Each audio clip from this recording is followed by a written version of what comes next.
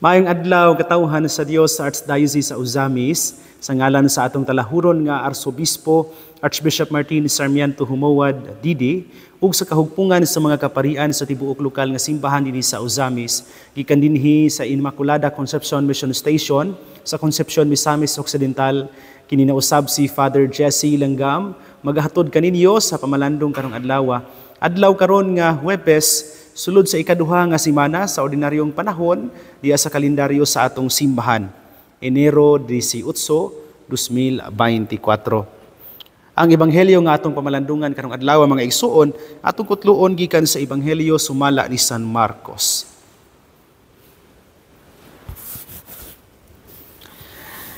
Si Jesus ug ang iyang mga tinun-an nangadto sa lanaw sa Galilea ug gisunod siya sa usa ka dakong panon sa mga tawo. Kining mga tawhana nagikan sa Galilea, sa Judea, sa Jerusalem, sa mga dapit nga sakop sa Idumea, ingon man sa tabok sa Jordan, ug sa kasikbit nga mga dapit sa syudad, sa Tiro ug sa Sidon. Nangadto sila kang Jesus, kay nakadungog man sila sa mga butang nga iyang gibuhat. Hilabihan kadaghan ang mga tawo ug tungod niini, si Jesus nagsugo sa iyang mga tinun-an sa pag-andam ug sakayan alang kaniya, aron dili siya mapiit sa mga tao. Daghang mga tao ang iyang giayo, ug ang tanan nga may balatian nag-ilugay pagduol aron makahikap kaniya. Sa dihang nakit-an si Jesus sa mga taong giyawaan, nanghapa sila sa iyang atubangan ug naninggit, "Ikaw mao ang anak sa Dios." Apan gipahimangnuan pag-ayo ni Jesus ang mga yawa nga dili sila manugilon kun kinsa siya. Mga igsuon, ang ebanghelyo sa Ginoo. Daygon ikaw, O Kristo. Mga igsuon ko diha ni Kristo, maayong adlaw, pag-usab kaninyong tanan. Sulod sa upat ka tuig kapin sa akong pagkapari, there have been many times already nga duulon ko og hangyoon og mga tao alang sa sakramento sa dihog sa masakiton. Apil na diha ng mga ligon paglawas ng mga masakiton og mga himalatyo na gyud, no? Katong mga nagtinga na, katong mga naa na sa point of dying. And basta gani na ako ana nga kining kasinatian, diha na ako ana nga experience hangtod karon, even in my 4 years kapin nga ministry, usa sa pinakalisod nako nga moment sa akong ministry, kanang dili ko makapugong sa kaugalingon nga magunahuna mangutana sa kaugalingon, no? Some critical questions, no, towards myself as a priest, no. So akong isulti ani nila, no, nanlabi na kining inigdihog nimo nya mamatay na bitaw diha, makutluan na sa kinabuhi diha. So sa may akong isulti aron makonsole ang pamilya. What will I do to remove their pains, and most especially the fear of dying alang ining masakiton? Makaayo ba ko nila, no, sa akong dihog ug pagampo, maulian ba sila? What will Jesus do if He were in my place sa mayang buhaton kung siya mo'y naadiha karon? I think it is a wish of every priest nga ang matag tawo nga iyang hikapon, dihugan, ampuan, maayo sa ilang balatian sama sa mga tawo nga niduol kang Jesus. Ang atong mga pagbasa, labi na gyud ang ebanghelyo karong adlaw mga igsuon, atong nadungog si Jesus nga gidugok og mga tao. Well, this is because of the growing kining fame, no, of him, no? Tungod sa iyahang gibuhat nga mga milagro, ang mga pulong nga iyahang gisangyaw, uban pa.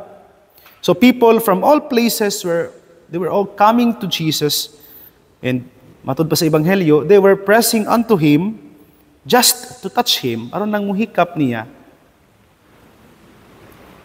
But did Jesus ever face the same critical questions nga akong ipangutana sa akong kaugalingon?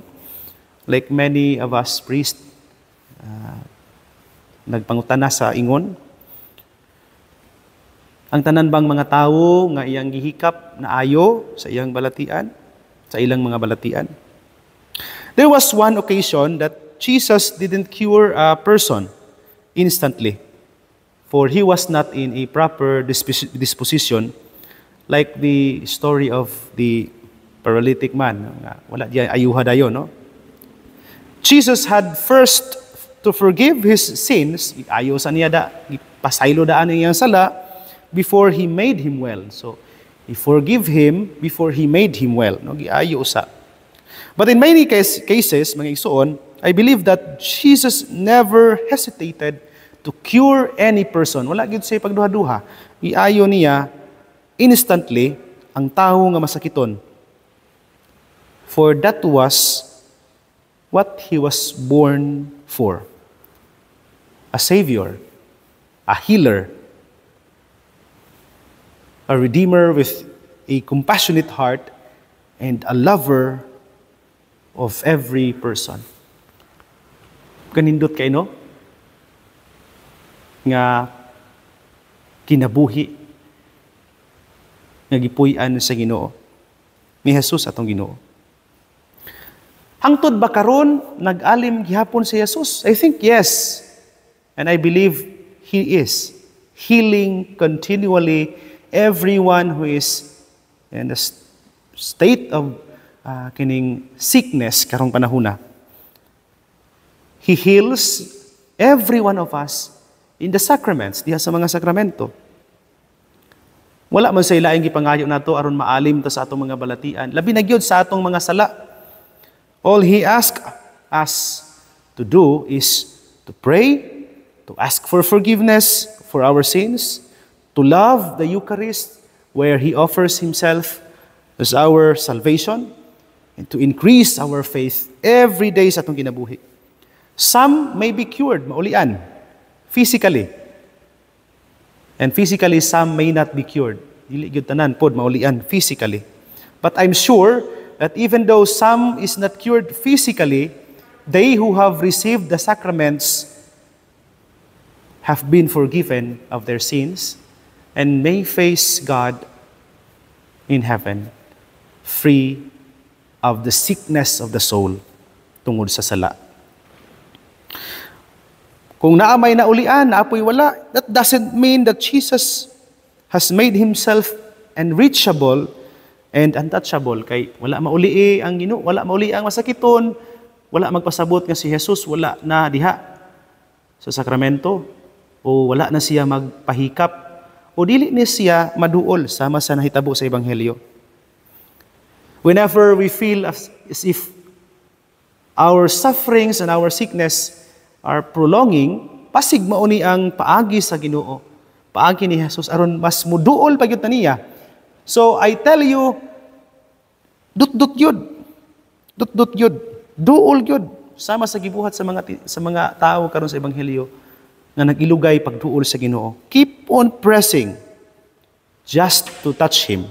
And I think kung muabot na sa punto nga sa atong pagpaningkamot nga mahikap siya, maduol siya, muingon sad siya nato, "Yes, my child, I feel you, I feel your touch, and I know what you need. Fear not, you are well." Ayaw kahadlok, anak.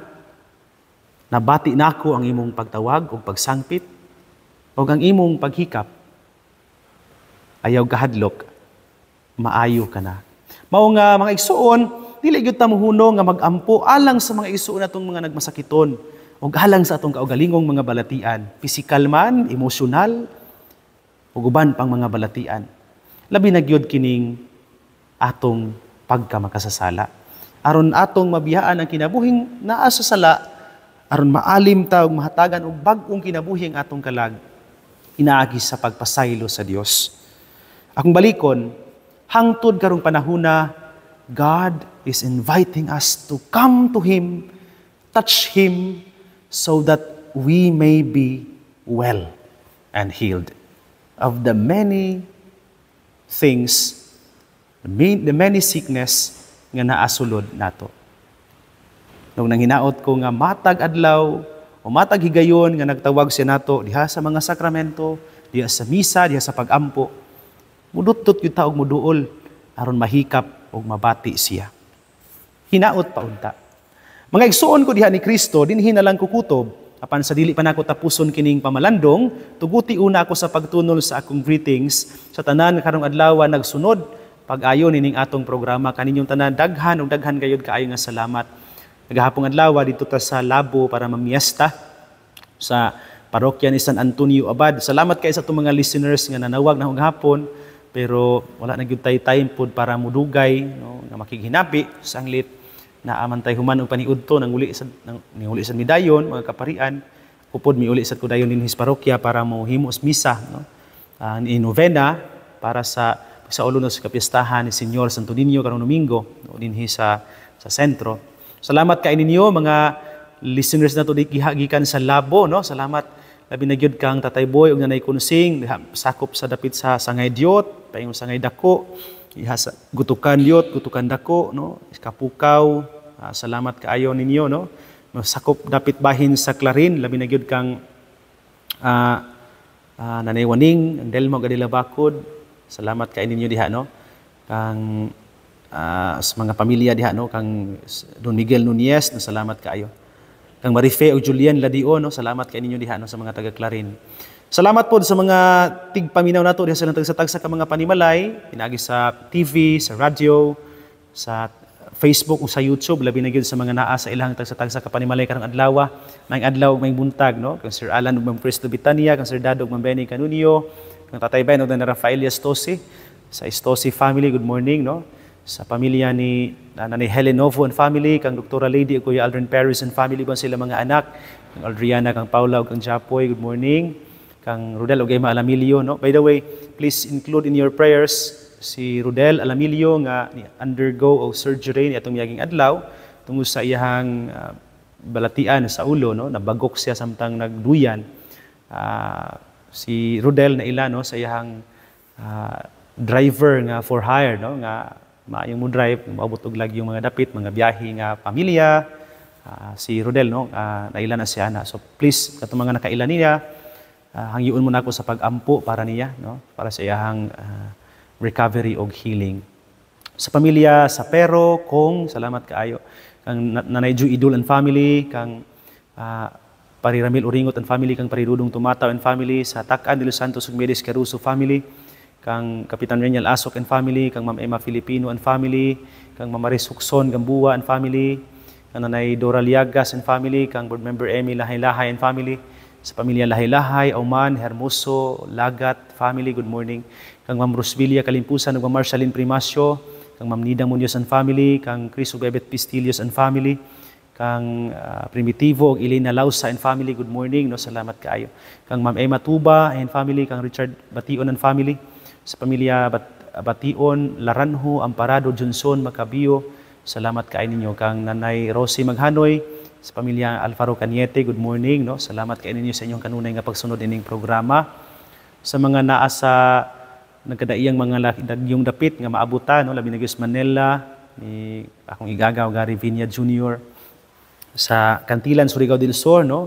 Salamat kay sa mga nagsunod na to diha, no? Sa dapit asa tandapita maabot nini atong Sibya kaninyong tanan maayong adlaw, maayong buntag no. Salamat sa inyong kanunay nga pagsuporta. Ako po greetings sa atong mga listeners sa Pangdalaga no. Labi na gyud kang Mami Lizel ug Julius Bungabong, kang Kuya Antonio ug Ate Allen Go and family, kang Ate Cheche Yap and family, kang Sir Ryan ug Ate Angging Oliveros and family. Salamat sa mga nagsunod nato diha sa kining Concepcion no. Kung greetings di ay belated happy birthday kagahapong adlaw ni Jerry Lulukias, no, itong kauban po sa parokya, sakop sa pundok sa Concepcion Youth Ministry. Salamat kayo. Sa pundok sa mga altar servers, sa pundok sa mga nights, sa pundok sa mga youth, no, salamat kayo sa pundok sa PPC, sa Legion of Mary, Sacred Heart of Jesus, sa choir og mga lektor nato. Good morning. Labi na gyud kang Ma'am Girly Hinutan, kang Ma'am Grace Aranas, kang Ma'am Elma Burungan, kang Vilma Sincuniege and family, sa pamilya Razonable, sa pamilya Luquias, sa pamilya Montipon, Rudas Kabasag family, good morning. Kang Nanay Mayora Jessie Viniano, good morning ug sa imong pamilya. Ug sa tanan nga nagsunod ini atong programa, bisan diin karong adlaw maabutan ni atong Sibya, kaninyong tanan daghan ug daghan kaayong salamat. Belated happy birthday po day kagahapon adlaw ni Father Sir Menard Pangilinan, no? O niatong miaging adlaw pagyud kang Father Andiljan Baran o Father Giovanni Caniete, no? Belated happy birthday ninyong tanan, no? Ug sa tanan nga nakadungog ni natong Sibya karon adlaw-adlaw, uban namong duha ni Bishop Martin atong arsobispo, kaninyong tanan daghan ug daghan kaayong salamat. Mga igsoon ini na lang kukutob ayog kalimot ang pulong sa Dios ang ayan gayud nga pamation, pamalandungan ug paningkamutan nga mapuy-an. Bulahan ang tawo nga naningkamot magpuyo sa pulong ni Jesus, isama siya sa usa ka kahoy nga gitanom daplin sa sapa. Kansang mga dahon bisan kunting init dili kayud malaya, og timpo sa ting bunga muhatag siya kanunay maayong bunga. Igsuon ugma na usab uban sa panabang ug pangamas atong mahal nga inahan si Santa Maria, atong gitawag mga misamisnon ug ang Birhen sa Kuta, ang Dios sa kanunay magapanalangin unta kaninyo. Sa ngalan sa Amahan ug sa Anak ug sa Espiritu Santo. Amen. Magamping ug magampo kanunay igsuon.